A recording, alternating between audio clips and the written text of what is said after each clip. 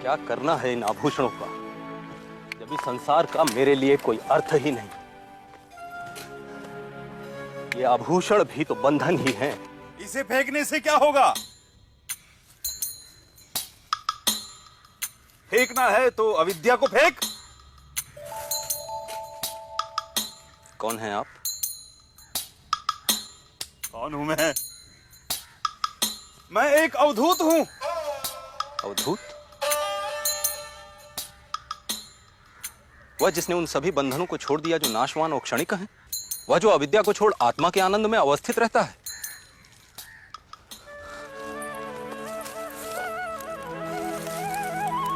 भगवान, मैं भी उस अविनाशी और अक्षर को जानना चाहता हूं, पर मैं किस गुरु की शरण में जाऊं जो मेरा उस अक्षर और अविनाशी से साक्षात्कार करा सके?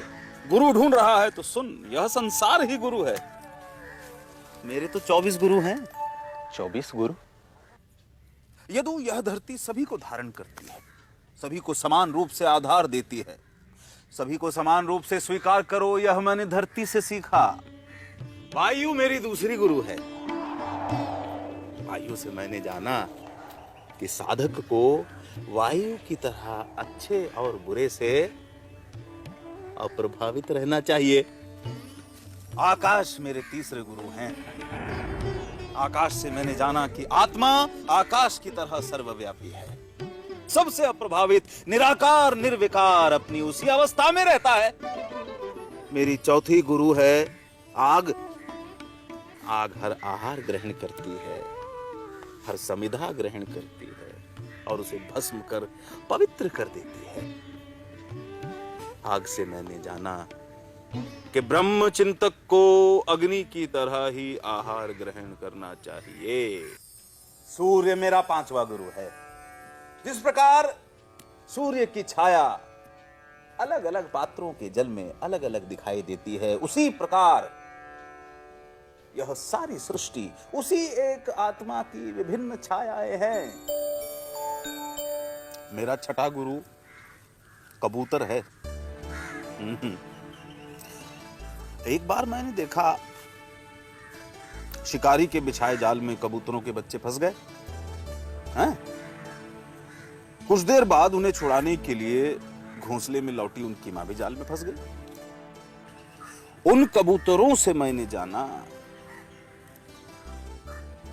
कि किस प्रकार मोह विनाश को आमंत्रण देता है। अजगर मेरा सातवां गुरु है यदु। जिस प्रकार अजगर अपने शिकार की तलाश में यहां वहां नहीं भटकता, वैसे ही ज्ञान की अभिलाषा रखने वाले को सुख के पीछे यहां वहां नहीं भटकना चाहिए। समुद्र मेरा आठवां गुरु है। जिस प्रकार समुद्र अपनी मर्यादा का उल्लंघन नहीं करता, वैसे ही बुद्धिमान को अपनी नैतिक मर्यादा का उल्लंघन नहीं करना चाहिए। मेरा नौवां गुरु पतंगा है।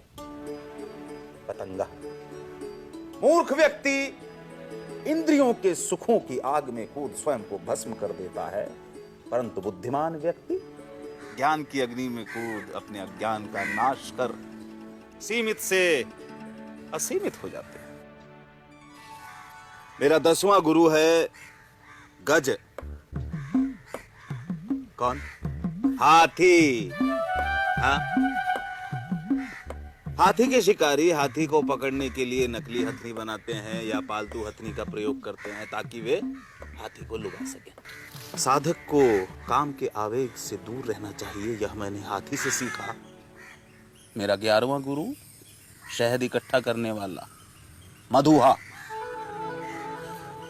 मधुमक्खी शहद इकट्ठा करने में अपना समय गंवाती है और उसका उपभोग शहद इकट्ठा करने वाला मधुहा करता है। इसलिए समय साधनों को एकत्र करने में नहीं, स्वयं को समझने में खर्च करना चाहिए। मछली मेरी 12वीं गुरु है यदु। इस प्रकार कांटे में लगे पदार्थ के कारण मछली कांटे में फंस जाती है, वैसे ही मनुष्य प्रलोभनों के कारण संकट में पड़ता है। मेरी 13वीं गुरु है गणिका पिंगला। वही पिंगला जिसने अपने विवेक और वैराग्य से आचार्य स्थूलीभद्र को भी नींद से जगाया। मेरा 14वां गुरु है एक तीर बनाने वाला।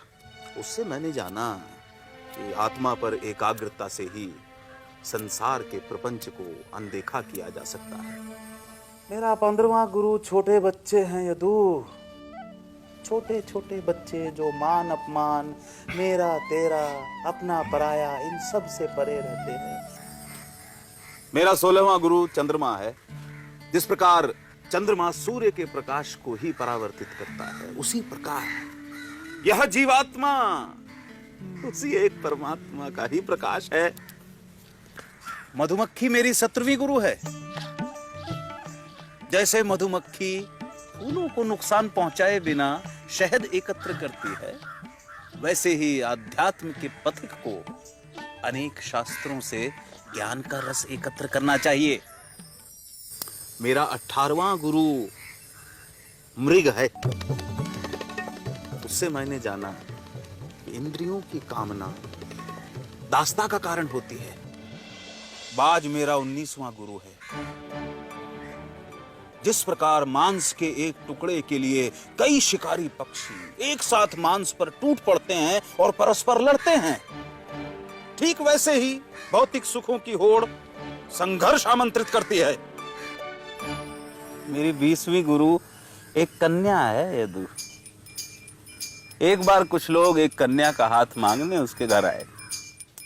उस समय उस कन्या के माता पिता घर पे नहीं थे, तो अतिथियों को आया देख उस कन्या ने भोजन के लिए धान कूटना शुरू कर दिया। अब धान कूटते समय उस कन्या के हाथ में पड़ी चूड़ियां बजने लगी। चूड़ियों की खनकने की ध्वनि से अतिथियों को परेशानी न हो, इसलिए उसने दोनों हाथों में एक एक चूड़ी रख बाकी चूड़ियां उतार दी। इस घटना से मैंने जाना कि दूसरे के होने से स्वर, शब्द खटकने लगते हैं, बजने लगते हैं। इसलिए साधक को अकेले रहना चाहिए। सर्प मेरा 21वां गुरु है यदु।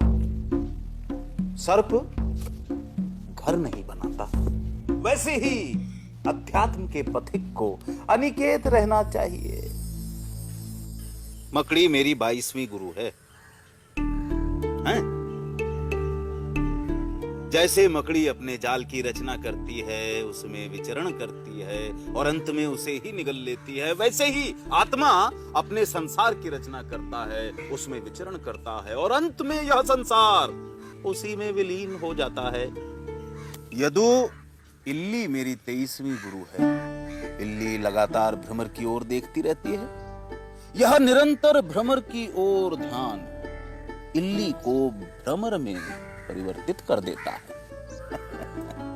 गुरु और शिष्य की चेतना का यह संबंध मेरा 23वां गुरु है। मेरा 24वां गुरु जल है। जल सबकी प्यास बुझाता है।